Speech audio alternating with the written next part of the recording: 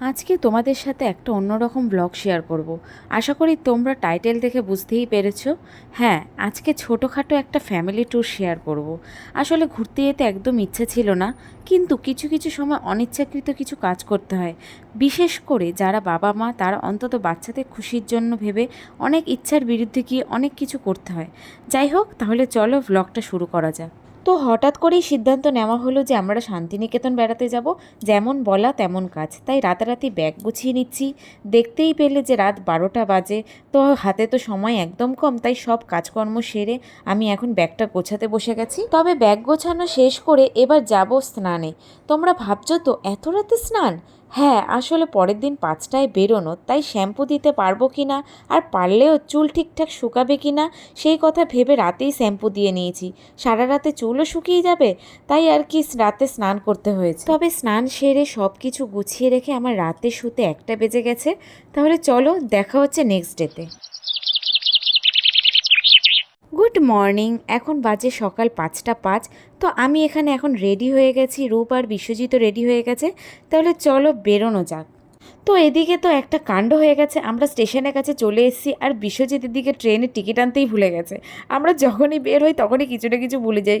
সব দিনের মতো সেদিনও ভুলে গেছিলাম। বিশ্বজিৎ গেছে বাড়ি থেকে টিকিট আনতে, আমি আর রূপ এই গরমের মধ্যে বসে আছি। তো আমরা ফাইনালি এবার পৌঁছে গেলাম শান্তিনিকেতন বোলপুর স্টেশনে। তবে যা রোদের তাপ কি আর বলবো, যদিও আসার সময় বেশ ভালোই এসেছি, কারণ এসি কামরা ছিল, কিন্তু ট্রেন থেকে নামার সময় যা রোদের তাপ, আমার তো মাথা ভীষণ ধরে গেছিলো। কিছু করার নেই, তবে সব কিছুর মধ্যেও রূপের খুশি দেখে আমার নিজেরও ভীষণ ভালো লাগছিল। তবে আমরা ফাইনালি এবার টোটোতে উঠে পড়লাম। তো তাহলে কি, চলো এবার যাওয়া যাক।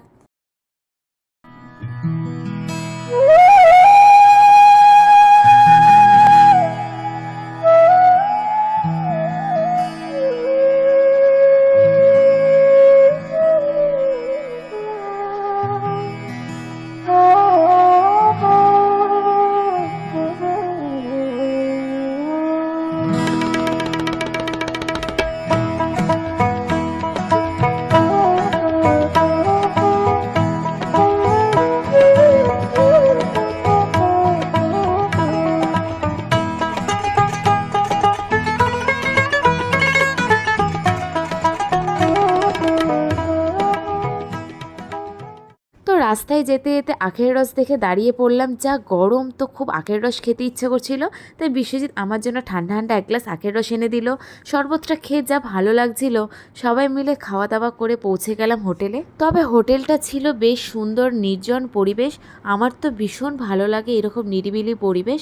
কাদের কাদের এমন পরিবেশ পছন্দ অবশ্যই কমেন্টে জানিও। তবে এই হোটেলটার মধ্যেই ছিল বাঙালি খাবার দাবারের ব্যবস্থা, এছাড়াও ছিল পুলের ব্যবস্থা। যদিও তোমাদের পুলটা দেখানো হয়নি, পরের দিন মর্নিংয়ে তোমাদেরকে দেখাবো। তো আমাদের সকলেরই খুব টায়ার্ড লাগছিল, তো সময় নষ্ট না করে দেখা হচ্ছে একেবারে রুমে গিয়ে। রুমে আসার পর একেবারে ফ্রেশ হয়ে লাঞ্চ করতে বসে পড়েছি।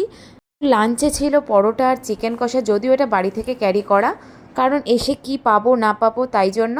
তাছাড়াও খুব খিদেও পেয়ে গেছিলো। তো দেখা হচ্ছে নেক্সট পার্টে। এখনকার মতন টাটা।